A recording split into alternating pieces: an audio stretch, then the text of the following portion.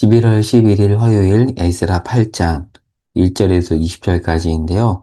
1절에서 2절 그리고 15절에서 20절 두 군데 읽고 말씀 나눕니다.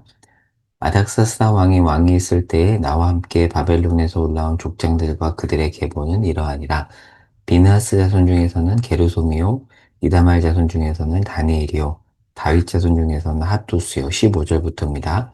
내가 무리를 아와로 흐르는 강가에 모으고 거기서 3일 동안 장막에 머물며 백성과 제사장들을 살핀즉 그 중에 레위 자손이 한 사람도 없는지라.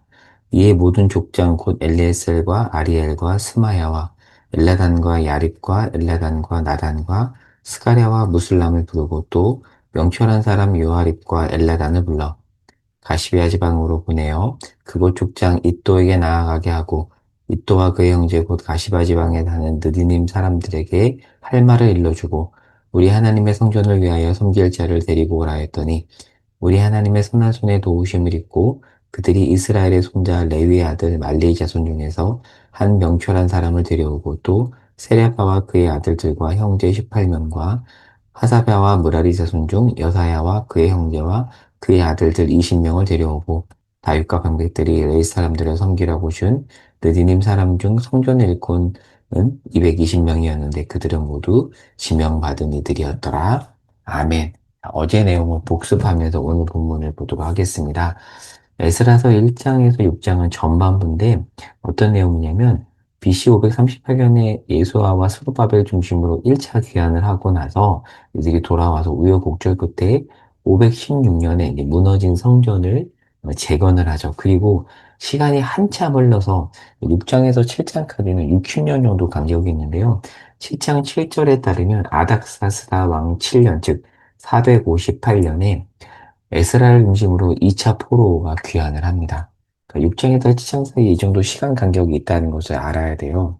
그러면 2차 포로 귀환 지도자인 에스라의 사명은 무엇일까? 성전이 재건됐는데 시간이 흘러도 상황이 바뀌지 않는 거예요. 성전만 재건되면 다시 과거의 영광을 회복할 줄 알았는데 전혀 그런 기대가 이루어지지 않는 걸 보면서 남유다 백성들이 깊은 영적 침체에 빠졌죠.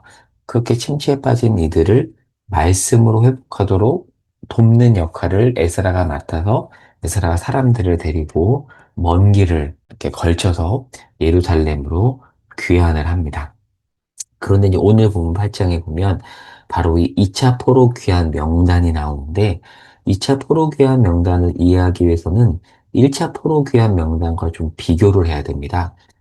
538년에 수룹바벨과 예수아를 중심으로 이루어진 1차 포로 명단이 에스라 2장에 나옵니다. 자, 그런데 이 2차 포로기한 명단을 1차 포로기한 명단과 비교해 보면 1차 포로기한 명단은 대략 한 4만 9천 명 정도 되는데요. 이 안에는 회중과 그리고 노래하는 자들이 포함되어 있는데 좀 더 자세히 보면 2장 36절에서 39절에 제사장이 4,200명 정도, 그리고 레위인이 341명 정도 됩니다. 여러분 혹시 감이 오시나요? 제사장보다 레위인이 지금 훨씬 적죠. 자, 이러면 예배가 원활해지지 않습니다. 왜냐하면 제사장은 예배를 인도하는 일하면 레위인은 제사장을 보조하는 역할이에요.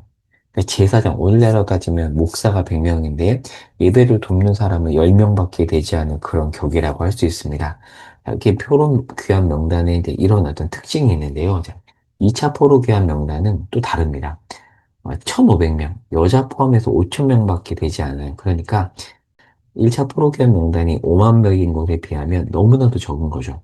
그리고 또 다른 특징이 있는데 오늘 보면 8장 15절에 보면 후반부에 뭐라고 돼 있죠?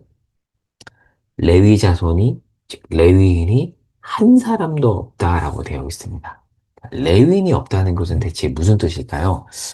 이 내용을 알기 위해서는 레위인과 제사장을 구분해야 되는데 아까 설명했지만 조금 더 자세히 구분해 볼게요.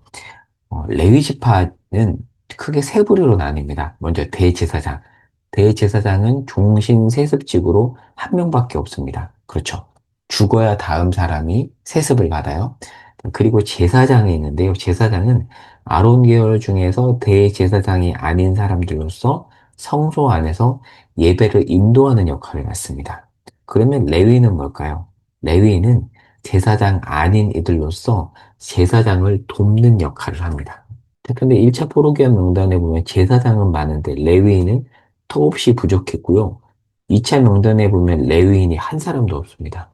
그러니까 오늘날 교회로 따지면 목사가 교회에 많은데 교회에서 그 밖의 역할로 봉사를 해줄 평신도 교사, 찬양대 지휘자, 찬양대 봉사자, 안내위와 같은 사람이 전혀 없는 거예요. 왜 이런 일이 발생했는가? 느헤미야 13장에 보면 그 이유가 나오는데요. 다른 지파들이 11조를 내지 않아서 그렇습니다.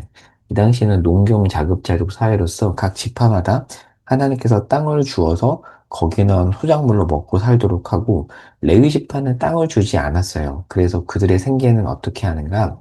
다른 지파들이 소득의 11조, 수확물의 11조를 레위 지파들에게 줌으로써 그들이 먹고 살 수 있도록 했는데 그런데 영적 침체가 찾아오자 다른 지파 사람들이 11조를 내지 않고 그러자 레위 사람들이 먹고 살기 위해서 이 자신들의 소임을 내려놓고 생계로 나가게 돼버린 거예요.